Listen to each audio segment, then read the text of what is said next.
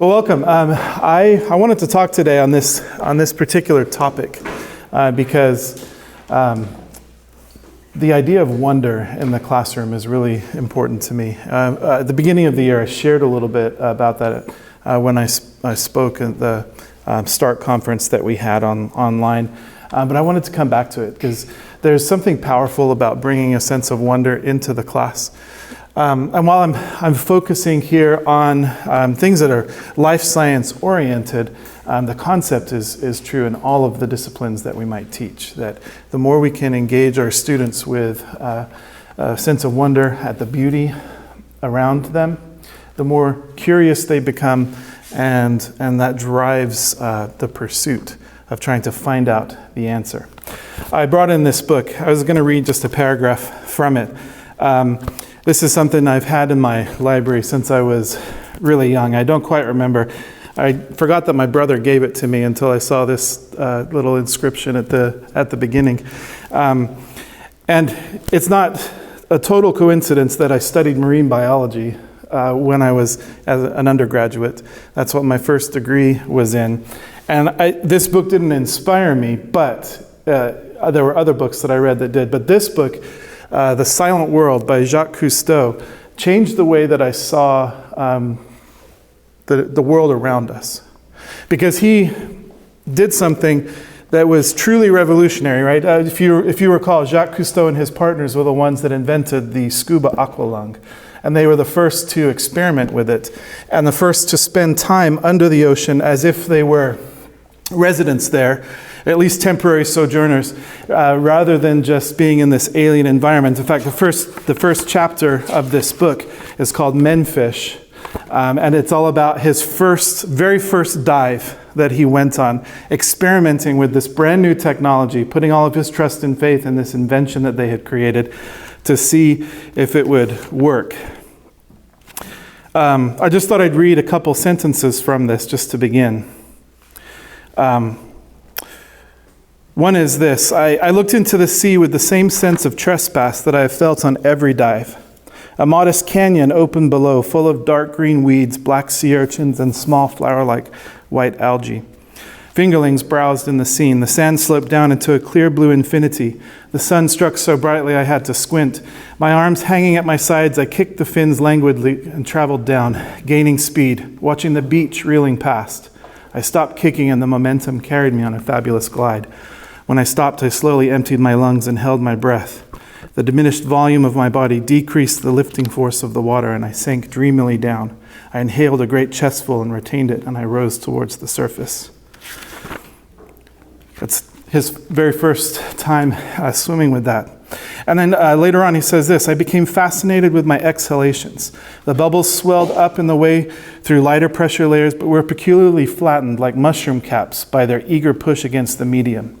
I conceived the importance of that bubbles were to have for us in the dives to come. As long as air boiled on the surface, all was well below. If the bubbles disappeared, there would be anxiety, emergency measures, despair. They roared out of the regulator and kept me company, and I felt less alone. This is beautiful prose written by this man to describe what would become a seminal dive, right? The very first dive using scuba equipment. But the thing that I draw from that is the ability to actually see what's going on around you, a sense of observation, right? What does it mean to really observe and be a part of the environment? And that's really where I want to begin with this talk. What does it mean to really see? Let me ask you this question too, and feel free to answer if you have an answer. Why is that important for us and for our students, do you think? To actually observe what's happening around us and take an interest in it and be able to describe it like that? For me, in my position, observing students is unbelievably important, obviously, as an art teacher. But it allows me to reflect upon the classroom as a whole, the level of expertise that my students have in a certain media, and then I can adjust my teaching style to push them along and to find who is it that's going to require a little bit extra more from me, and who can I Y'all are doing great. Continue on. Mhm. Yeah. Yeah, we have to be able to teach and see at the same time, right? To observe what's happening around us. Why is it important for our students to be able to see the world, observe the world? Do they do that well? Yeah. I think, especially in the sciences, it's important for them to see and observe the world and to teach them kind of the patience to see into the world, because if they can find the love and the connection to it, they'll appreciate it more and then care for it or maybe study into it further, want to know more. Yeah. Right. As soon as you begin to observe, you begin to care. I like that connection. You care about the things that you see. Yeah. Well, I think it's like everyone obviously like literally sees the world. They Yeah. can help it, right? But I think oftentimes, especially like people in general see what they want to see in the world. So they might not be seeing it as kind of objectively as they might think they are. So it's kind of up to us to teach them, hey, don't fall into this fallacy. Yeah. Yeah. I think it's the difference between being an observer and a participant. So they can be told this is how you think, this is what to think, or they can observe and like help to learn how to draw their own. Yeah. Be a part of it instead. I thought I saw a hand going up. Yeah. I think we live in a world that tends to want to skip over the observation phase and jump right into inferences and conclusions. Yeah. And have an opinion on something and taking the time to observe is a missing step that I think is prevalent in our. Yeah, I would agree. It's missing. We sometimes, in fact, I think not to use cell phones as like the devil or something, but think about the process of like your eyes being drawn to that phone rather than being able to be seeing what's around you, right? Why do people, walk into traffic while they're on their phone? That's insanity to me, right? But their focus is wrong, and they need to be able to be participants in what's happening around them. Let's go to an excerpt here, not unlike teaching school, which is the first one on this list. This is an excerpt from the famous Gorillas in the Mist by Dian Fossey. And this describes one of her very first encounters with the gorillas. I've chosen 3 readings to look at, and they're deliberately placed so that they go from very literal observation through to more poetic observation of the world around us by 3 very accomplished but different sorts of naturalists. And I want to walk through those in that order because each one gives us a slightly different perspective on how to see things. I'd like to ask for a volunteer to be brave enough to read the first paragraph. Thank you, Allison. I shall never forget my first encounter with gorillas. Sound preceded sight. Odor preceded sound in the form of an overwhelming, musty, barnyard, human-like scent. The air was suddenly rent by a high-pitched series of screams, followed by the rhythmic rondo of sharp pop-pop chest beats from a great silverback male obscured behind what seemed an impenetrable wall of vegetation. Joan and Alan Root, some 10 yards ahead on the forest trail, motioned me to remain still. The 3 of us froze until the echoes of the screams and the chest beats faded. Only then did we slowly creep forward under the cover of dense shrubbery to about 50 feet from the group. Peeking through the vegetation, we could distinguish an equally curious phalanx of black leather-countenanced, furry-headed primates peering back at us.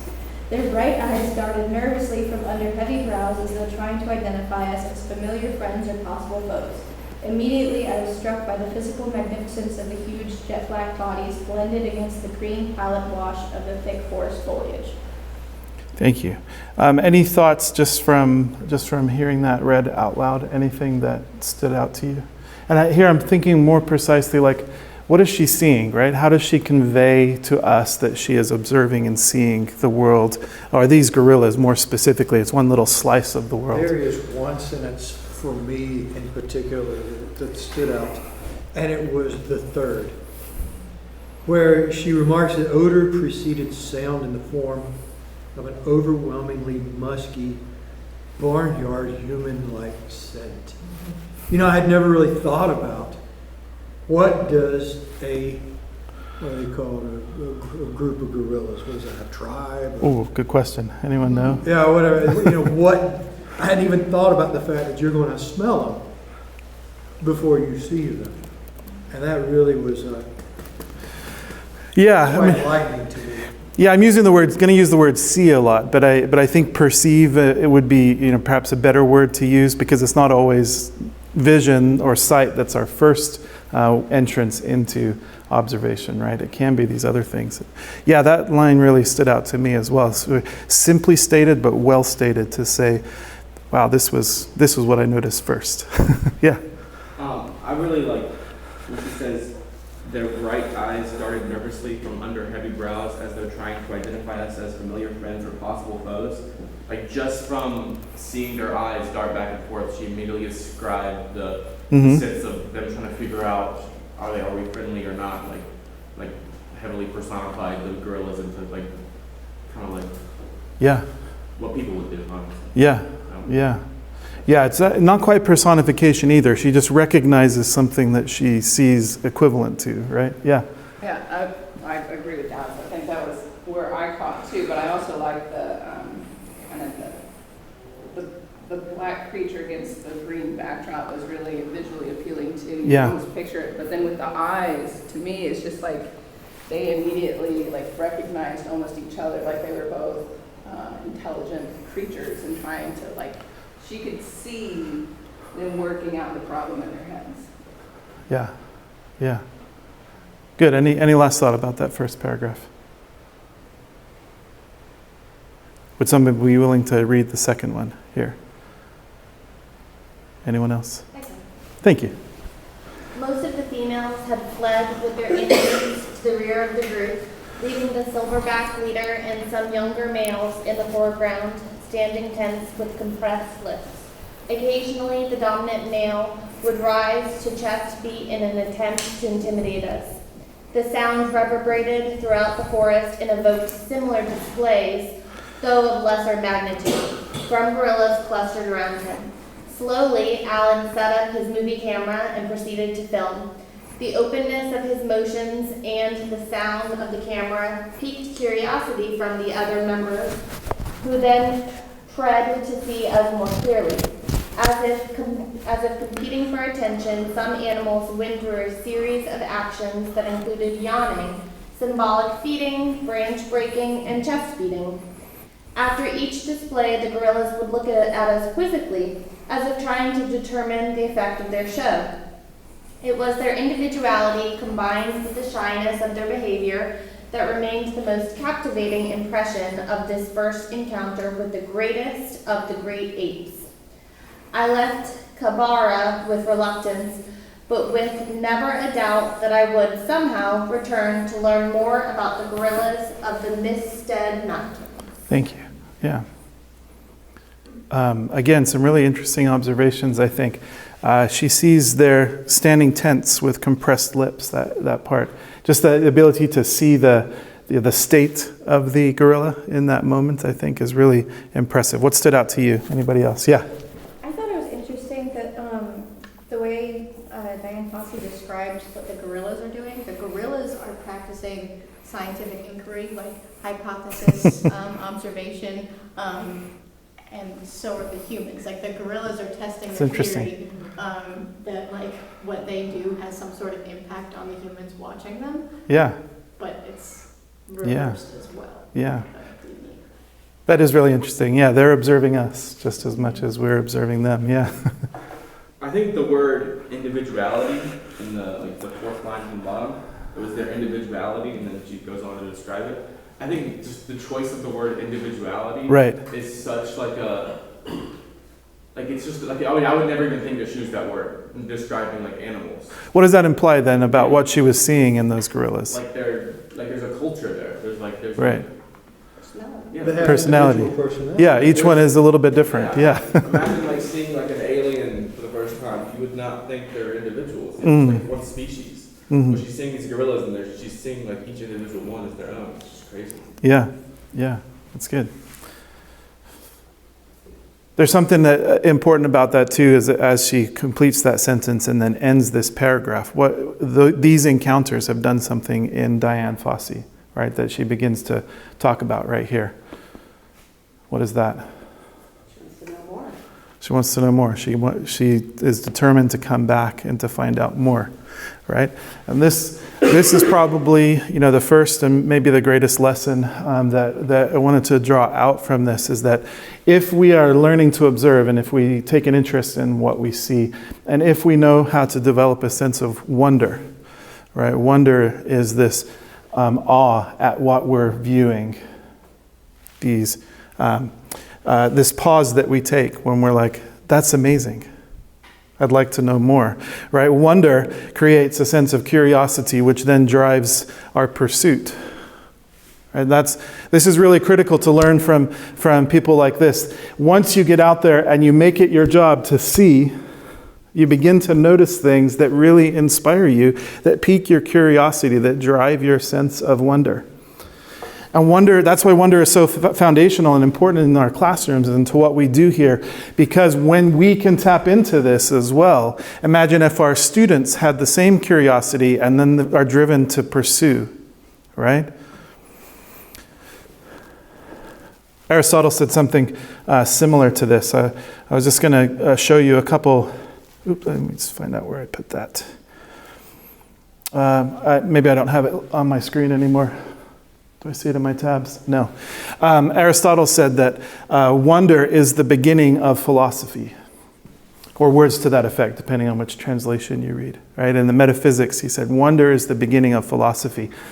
And if we think about what the word philosophy means, does anyone know in a literal sense, if we translate philosophy, it means a love of wisdom. Right, so wonder is the thing that drives a love of wisdom.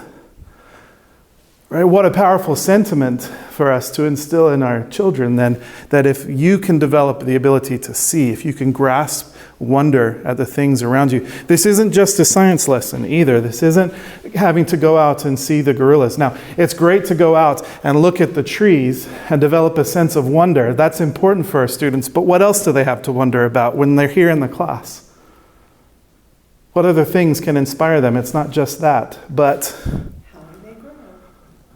how do they grow?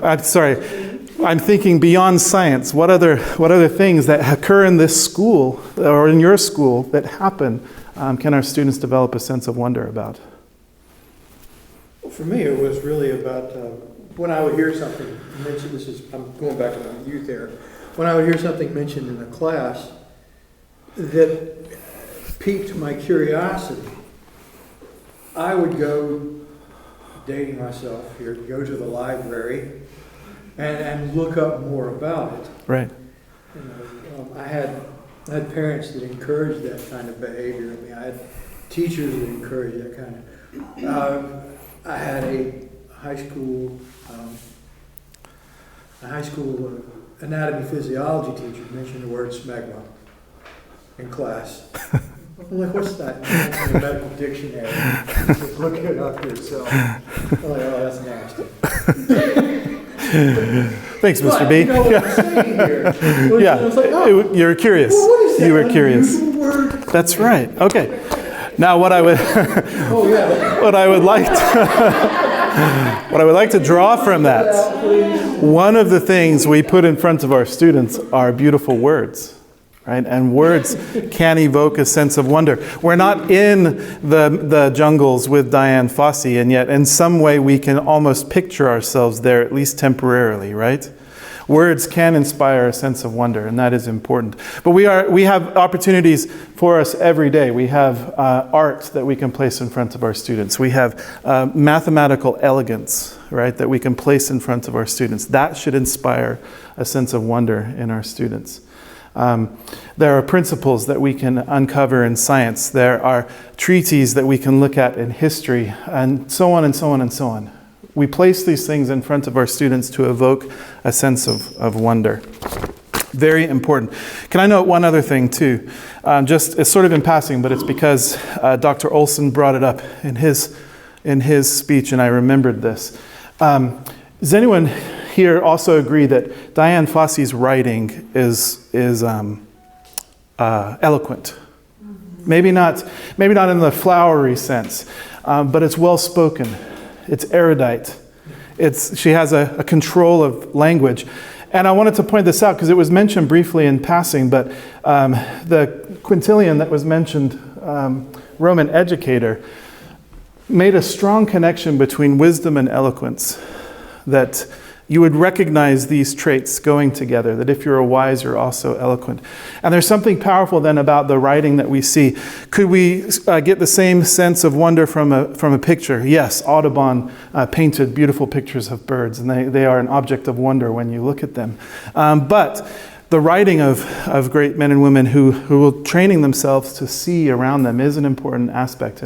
And I just thought that this was good because I think you'll see in all three of these excerpts, there's an eloquence here that puts things into words that helps to inspire that sense of wonder. And that eloquence is tied up with a wisdom of knowing what's important and how to see it. So that was an aside. Let's move on to the second reading here. Those of you from Rolesville will recognize this because we had an interesting seminar on this, but it was so interesting that I wanted to use it as an example here. The second reading comes from John Muir, my first summer in the Sierra. He was one of the main explorers of the West Coast to really put into writing what was available, what resources, what it looked like in the western part of the country, and spent a lot of time in the Sierra Mountains of California as well. He brings a slightly more poetic edge to his writing. It's not as literal, and we'll see that as we read, but I still think it's just as profound. Would someone be willing, it's a long paragraph, so we may break it up, but would someone be willing to open here with John Muir? Thank you. A clear fellow and a jolly fellow is the grasshopper. Up the mountain he comes on excursions. How high, I don't know, but at least as far and high as Yosemite tourists. I was much interested with hearty enjoyment of the one that danced and sang for me on the dome this afternoon.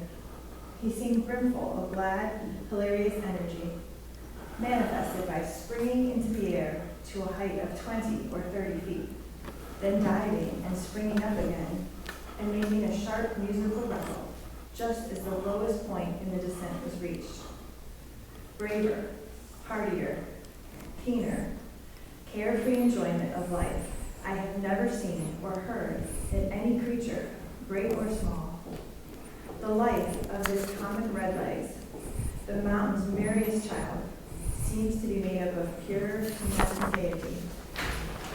Wonderful that these sublime mountains are so loudly cheered and brightened by a creature so queer. Let's pause right there. Thank you. Yeah. Of course, I'm drawn to this because he's seeing something that we tend to overlook, right? Something small, something seemingly insignificant. How many times have we freaked out when an insect crawls across our kitchen floor?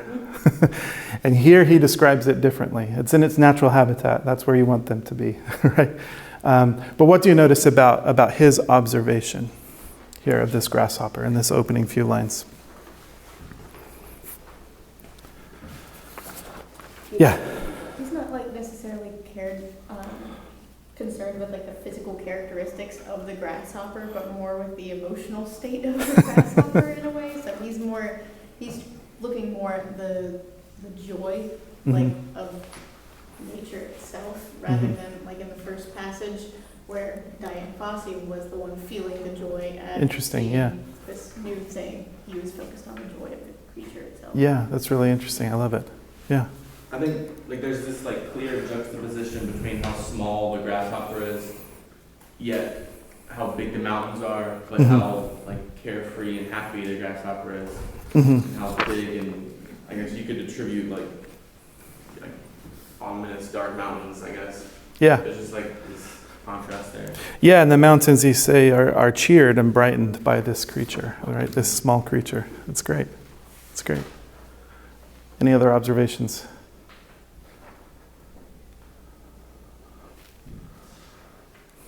Again, going back to something that Fossey was talking about, sort of this anthropomorphization, that he's giving it human qualities, well, of being glad, of having a hilarious energy, when, you know, that it's braver, hardier, keener, and carefree, when it's really just a grasshopper doing what grasshoppers do. Yeah. Yeah. Doing what it was made to do. Yeah. Being itself, right? Yeah, that's interesting. I think on a, sorry, were you going to say I was something? just gonna say, the grasshopper also seems to be having an effect on its environment rather than its environment having an effect. It says the mountains, these sublime mountains are so loudly cheered and brightened by a creature so queer. Yeah. Like the mountain is changed because of the grasshoppers, this natural grasshopper. Yeah, absolutely. John Muir is one of our early real environmental activists as well, and so for him, every creature probably would have been important and had its role, had its place to play in the ecosystem there, and the importance of that is conveyed, I think, through his writing. Even if some of it isn't maybe literally true, it helps us to see his place here. All right, let's finish that paragraph. We're at the word nature at the end of the first line. Would anyone like to complete that? Nature in him seems to be snapping her fingers in the face of all earthly dejection and melancholy with boyish hip hip hurrah. How the sound is made, I do not understand. When he was on the ground, he made not the slightest noise, nor when he was flying simply from place to place, but only when diving in curves, the motion seeming to be required for the sound. For the more vigorous the diving, the more energetic the corresponding outbursts of jolly rattling. I tried to observe him closely while he was resting in the intervals of his performances, but he would not allow a near approach, always getting his jumping legs ready to spring for immediate flight and keeping his eyes on me. A fine sermon the little fellow danced for me on the dome, a likely place to look for sermons in stones, but not for a grasshopper sermons. A large and imposing pulpit for so small a preacher. No danger of weakness in the knees of the world, while nature can spring such a rattle as this. Even the bear did not express, for me, the mountain's wild health and strength and happiness so telling as did this comical little hopper. No cloud of care in his day, no winter of discontent in sight. To him, every day is a holiday. And when at length his sun sets, I fancy, he will cuddle down on the forest floor and die like the leaves and flowers, and like them leave no unsightly remains calling for burial. That was beautiful. I think you found something here. You should be recording an oral, dramatic reading of this book. I'm really fascinated by the idea of the sermon of the grasshopper, the sermon that the grasshopper is singing. What do you think that sermon is about? What is the message that the grasshopper is preaching? Joy. Yeah. What else? Other words? I have a question. What is pulpit? That would be like the platform that a preacher preaches from, with his Bible in front of him. Yeah. Not unlike this podium here. Any other words, any thought as to what the Sermon of the Grasshopper is about? Seems that a lot of it is kind of like live in the now. Right. Be Yeah. present. Yeah. Where you are. Yeah. Maybe hearkening back to the thing we said earlier, that it's doing what it was made to do, and it's doing it to the best of its ability, right? Yeah. And it's finding joy and happiness in that. Yeah. I mean, so it's not really finding any joy or happiness because it doesn't have the conscious capabilities to do so. But I think the point is that we can read this and we can be the grasshopper, right? We can dance and laugh and love instead of worrying or feeling shame or whatever bad emotions exist. Right? We can be the grasshopper. Yeah. Yeah. We can be the grasshopper. Yeah. I think it's also interesting how the message of the grasshopper is not only do we have the freedom to live our own life and to choose our own actions and behaviors, but we should also obtain the freedom to die on our own terms as well. Like in the last part Interesting. of It's not Yeah. only how you live, it's how you die as well. And that's as equal in importance, I think, to the grasshopper. Interesting. Yeah. I mean, he is bringing up these things, religion, life, death. These are grand topics that he is evoking in this experience with this tiny grasshopper. Is the grasshopper literally joyful? No, that's probably a projection of his own joy in the observation of this grasshopper, right? That's what's really coming out, is his excitement at this small thing. And yet it's speaking to him of all of these great ideas, important questions in life. Right? There's the power of observation at work, that you can take this small thing and recognize something great in that, a life lesson. So that's why this sort of more poetic side of observation can be important, because it can tie these things into something much grander.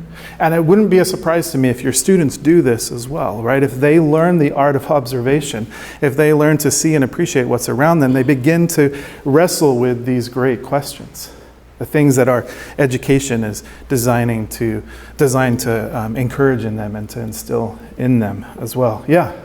But it's like all of the thoughts that he's having about the grasshopper are coming from a deeper place within him. Because if he were a completely different person and he observed the grasshopper, he could say, look, that grasshopper jumps around 20, 30 feet and won't even pause because it's as anxious as I am. And he just dwells on that. Yeah. You know? Yeah. So it's like even more, I don't know, I guess maybe not only did the student need to like observe and have wonder, but it's like they have to have a deeper process of what are they going to dwell on and what is going to come out of their thoughts if they dwell on a grasshopper. That's interesting. Yeah. And I agree with your point, and I think I was trying to hint at that when I was talking about wisdom and eloquence going together, right? We need to be putting the vocabulary into our students to know how to describe and name these things correctly, and hopefully to see them for what they are as well. I think we've already identified that both Dian Fossey and probably John Muir have been themselves changed by this experience in some way, right? They've been influenced and changed by this experience too. And that is a sense or an important thing about being observant, right? When you look around you and begin to see things that are outside of yourself, that means that your focus is not always entirely on yourself anymore. And that's an important thing for our kids, especially as they age through middle school and they start to become cynical high schoolers, right? That's particularly important, that we are instilling in our students that they have to look beyond themselves perhaps to overcome some of those internal struggles. And to be able to see things from someone else's perspective or something else's perspective can be an important step in trying to correct some of that thinking. Does that make sense? It came to mind when you said that, so I appreciate it. There's a beautiful little stanza that closes this piece of writing here. This came towards the end of the chapter after he's described a number of different experiences that he had. The grasshopper was just one of them. Sundown and I must to camp. Good night, friends three, brown bear, rugged boulder of energy, in groves and gardens fair as Eden. Restless, fussy fly with gauzy wings stirring the air all around the world, and grasshopper, crisp, electric spark of joy enlivening the massy sublimity of the mountains like the laugh of a child. Thank you all three for your quickening company. Heaven guide every wing and leg. Good night, friends three, good night. I love the word quickening there. What does quickening refer to? Does anyone know? It is to do with inspiration, yeah. Sorry. Oh no, I took it differently. I read quickening and I like my brain read fleeting as like a synonym. Right, yeah, I can see why. But yeah, the term quickening has its roots in inspiration, of like coming alive, of being infused with an energy, right?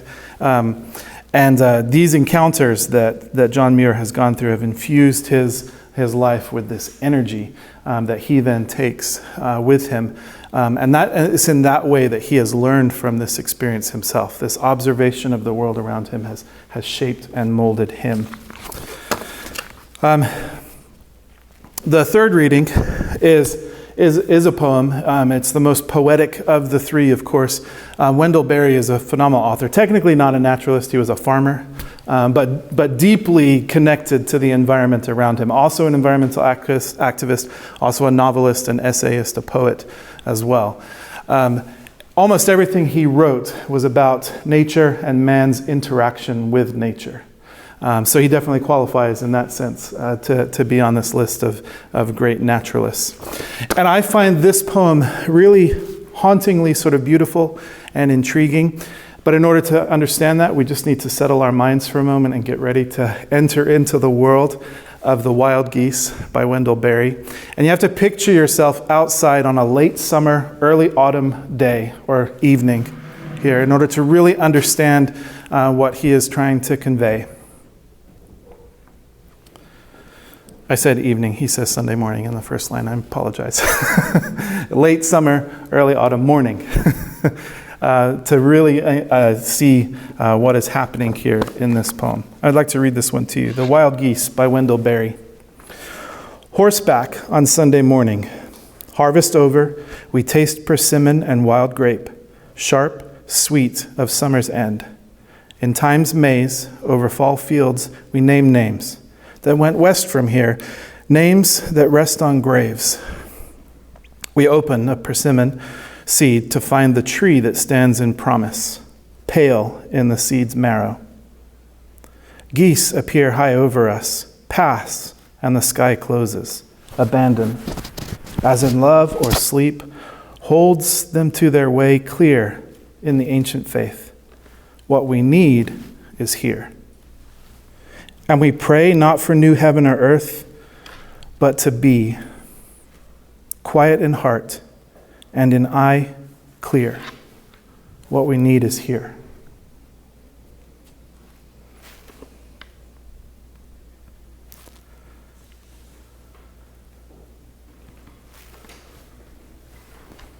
Any words or phrases that stick out? I have a question. When was this written? Ooh. I'm not sure. Google it. I'm on it. Any words or phrases stick out? Wow. What we need is here. Yeah. What does he mean by that? That's what I'm wondering when it was written. Is it written like at the time we're trying to explore space or something like that? Like, is it, when we're trying to figure out, like, can we live on Mars, or do we have everything we need here? As a farmer, though, Yeah. he's seeing all of it. He opens a persimmon seed, he sees the future of tomorrow, like a promise that can continue. Plus he's got the geese, the sky, the world around him, and then he has the ancient faith, and then he's got like the past, future, the present all surrounding him, and everything is at peace and together. So I would assume that probably be closer to Western expansion. It says 1989. Yeah, I was seeing it's actually quite recent. Yeah. It sure does give a feeling of being 100 years earlier than that, though, doesn't it? At least to me. Well, there's a timelessness to it, I Yeah, think. we name names that went west from here, names that Right. rest upon graves. I mean, there's a familiarity there that my son and his wife hooked up the Conestoga and head out the Oregon Trail, that kind Yeah. of thing. Yeah. And then, of course, to talk about opening a persimmon seed, to see the tree that stands in promise.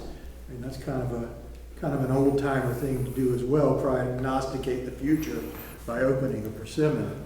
Yeah. Another year says 1934, so I'm not sure. Yeah, I'm not entirely sure. Seems 34 sounds right. that sounds Yeah. more accurate. It's probably been republished in different compilations, I would guess. Yeah. I noticed that it's late fall, very clearly late fall. Think late fall, yeah. Harvest is end, the persimmon seeds, the persimmon is already ripe, but it's Yeah. gonna take a while. You're right. And they're naming names that went west, names that rest on graves, and a lot of faith traditions, the end of fall is the time for remembering the dead. We have All Hallows Eve, and we have all these traditions where after harvest is when we remember the dead. And so I think this bit about what we need is here, has more to do with the reflection of life and death and how to live life here and still carry on from remembering the dead. Yeah, to preserve the memory, to continue the work, the legacy. Yeah, interesting. Yeah, I wonder if going west is that just a slang, a euphemism for death in that? In Egypt it was. Yeah, I know it is in some contexts. All of the graves are on the west side of the Nile. Right. The same way that the sun rises in the east and sets. Yeah, that's right. That's what I knew there was something like that. Yeah. That's along what I was going to say. Like, it seems that this poem is sort of drawing a distinction between like the two Greek theories of time. There's Kairos and Chronos. Explain. Like, Kairos is like the biological time, like the time of the day, the time of the year, the time of the month. You know, like what is currently going on. Whereas Chronos is like a more existential form of time, like the beginning to the end, past, present, future, life and death. So the Greeks had a very like distinct view. Like if you asked what time is it, they're talking about Chronos, like where are you going, or Kairos, they're talking about that during the day. Yeah. And I think in this poem, we're sort of trying to emphasize that Chronos is what we should be reaching towards. We should be thinking more along like a lifeline instead of like, or a lifetime rather than what is happening today. You know, think about the bigger picture. Yeah, I have to agree because clearly he's talking about, like the promise of the persimmon and so on, right? He's thinking large scale, not small scale. Someone's hand went up, yeah. What is the relationship between the geese and what is it called, a persimmon tree? I don't know much about geese, so I'm just wondering how does the geese like depend on the tree or need the tree? I've not seen, the way I would read that, I don't see that there has to be a strong connection. It feels more to me like he's looking around him and these are the things that he observed. He's next to a persimmon tree and then he looks up and there's geese flying overhead, right? That's how I imagine it. I don't know if that's true. I don't know of any strong connection between persimmons and geese. The way geese. that I read that, because it says, the geese appear high over us, the sky's closed, abandoned us in love and sleep, holds them to their way, clear in the ancient faith. What we need is here. So this idea that the geese know where they're supposed to go, know what they're supposed to do, the seed knows how to grow into a tree. It's almost like the earth is going to do what the earth is going to do, and it's going to provide things for us. That's kind of how I see it. That's good. Yeah, it seems to me that it's an indication of the perpetuity of time, about how it passes and continues to pass, and the Earth still does its thing. it still does its thing. The geese are going to migrate, the persimmons are going to grow, and that's just the way it is. Yeah, we pray not for new heaven or earth, but like it's already here. I mean, there's very, very distinct connotations in that last line, or those last lines about praying for a new heaven and a new earth, because that there's kind of this millennialist effect of the Christian faith is that, Christ is going to come, there's going to be a new heaven. This earth will pass away, yeah. And the old will pass away, yeah. Right? Well, what he's saying here is that we've already got what we need. Yeah. Yeah. I heard it as just being happy with being in the moment and not always wanting more or something different. Yes. Just enjoy everything that's here because it's already here for you. You don't need more. Yes. And I think he just wants us to see above the geese and below on the ground with the seeds that it's all here. Yeah. Yeah. And also being happy maybe with the season of life you're in. I'm curious how old he was when he wrote this. It's clearly he's describing a fall, winter time, but I'd be curious about how old he was. Yeah. Yeah, I couldn't tell you exactly because I don't get a clear answer of where. He was born in 1934. This was in an anthology in the 80s, in 1986. So he'd have been 14. Now, I called him a farmer, but somewhere in there he was also an English professor at the University of Kentucky. So he does have, he has. I feel like it's relevant regardless of when it was even made. Yeah. It's just saying, any time, just be happy with what you already have. Yeah. It's already all here. Yeah, that's the timeless aspect of it, right? And he's definitely speaking to that. But you were talking about a sense of contentment too, right? Of just being content with what you have, with what's around you, with everything that you need is here. And that, I would argue, is a product of seeing the world for what it is, right? Of observing the world accurately and correctly. We begin to realize that we have what we need. The grasshopper had what it needed, right? The gorillas had what they need. And there's something powerful in that.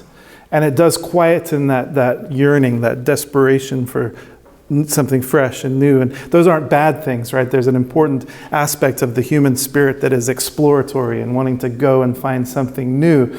But we can't always do that, or not every person is going to do that. This is the other side of human nature, right? Of being and existing and being present in a particular moment. Yeah? So can anyone just explain, like, I feel like I had it, right? I was reading it, I understood it. And then the line, abandon as in love or sleep, holds them to their way. Yeah. Clear. Like, what does that mean? I love that. Abandon as in love or sleep. Like, I get that, but why is that good? Like, that sounds depressing. What is the abandon of sleep? Why is that an abandon? You don't have to think about I it. mean, We don't think about it? Like, you're not there. You're not there, right? You're not in control of it, right? You're not protected, you're vulnerable. But love or sleep, it almost is like instinctual. Right. And so that's what it speaks to me, is like the geese have this instinct, They have to leave. like they have to fly. I can't not fly. Yeah. Mm-hmm. Like the way we can't not love something or someone, right? We can't not sleep. That's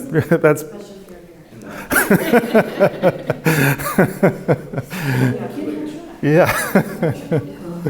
Yeah. Matt, Yeah. I really like this concept in a classroom. Like, what you need is here. Like, there really is value to what we're doing. Oh, interesting. Like, what Yeah. you need is here. Just that kind of like, if you just were present, if you just like be with us and stay with us and Yeah. open your mind to this. Like, what you need is here. I have given you everything. Yeah. That you need. Right. So they feel like they need everything else. Like they need Yes. this device, they need this thing, they Yes. need this X, Y, and Z. Yes. Yeah. But wisdom doesn't come quickly, right? It has to be instilled and it has to be patient. And this is one step along the journey that when we make our students more aware of what's around them, they begin to move in that direction towards wisdom, right? And when we begin to give them the words to use, they're combining it with the eloquence to speak about it, right? Then things begin to happen in their not only in their minds, but also in their hearts, I would say. There's a power in this. I feel like we're close to the end of time. Does anyone know when this session is supposed to end? Look at that. Did it. Well, I appreciate it. Thank you for listening and indulging me. These are three great authors that speak really well of the natural world, but they're not the only ones. There are lots of them that you can draw on, but this ability to see the world around us is really important. Great thing to build up in our kids. That's it. I'm done. Thank you.